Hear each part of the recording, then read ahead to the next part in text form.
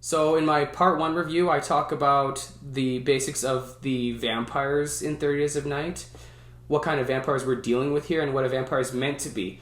And thank you, Steve Niles, for showing us what vampires are really meant to be.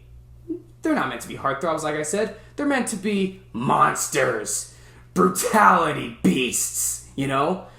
So, 30 Days of Night is set in an Alaskan city. At the beginning of the film, we see this stranger. Honestly, he looks like a meth addict. Bad teeth, you know, he's got some cavities and disheveled, got a bit of a George Michael 5 o'clock shadow going on. He was used for the vampires' dirty work. He was luring them, well, maybe not luring them per se, but he was guiding them to a location where it will be night for 30 days in this Alaskan city. 30 days also means a month. So anyways, in this Alaskan city, it will be night for a whole month. Perfect for a vampire, right? I mean, if I were a vampire and I found out about this place, I'd say, yeah, I'm stowing aboard on a suitcase. I don't care if I have to stow aboard a plane or wherever. I'm going to this place so I could feed for a whole month and then go into hiding. This town is invaded by a gang of vampires, and the rest of the movie is a group of survivors surviving. It is a great depiction of survival. Man versus mythical creature or fantasy. Fantasy versus human, you know? Because vampires are, once again, mythical creatures.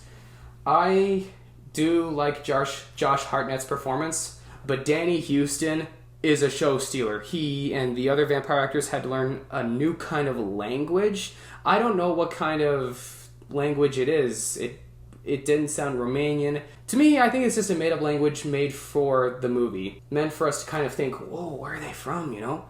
New take on the vampire, that's for sure.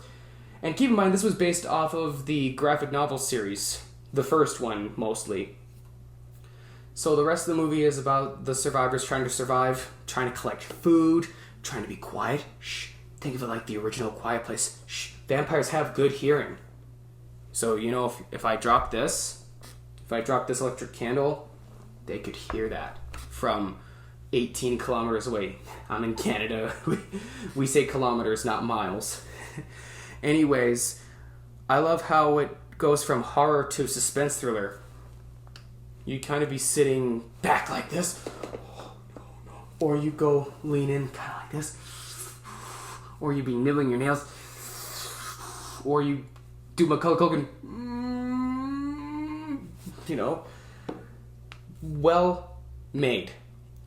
Everything that was done here with 30 Days of Night, aside from the acting, it was the vampire's skills, the new take on the vampire, and the setting in Alaska combining snow. Yes, it is a snow film. It's perfect for winter, for the middle of winter, the dead of winter, because there's a lot of snow in this film. There are scenes that will include blizzards, and the way that they work the storms in, saying, okay, there's a storm, okay, it's going to blind them. Let's get out of here while the storm is wild, you know? So I like how they worked the weather and, or, you know, human versus nature in that film as well. I really love 30 Days of Night. No question about it. It is my all-time favorite vampire film because mainly it shows us what a vampire is meant to be depicted as. Brutal, evil, gory, horrific, and all in all, brilliantly acted. I love it. I want to own it now. I give it 10 out of 10 film cameras.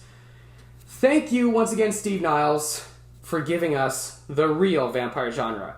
So are you done with Twilight? Well then go see! I'm just putting on a good Hulk Hogan for you guys. Then go out and see 30 Days of Night! It's the most brutal, in-your-face vampire film the world has ever seen!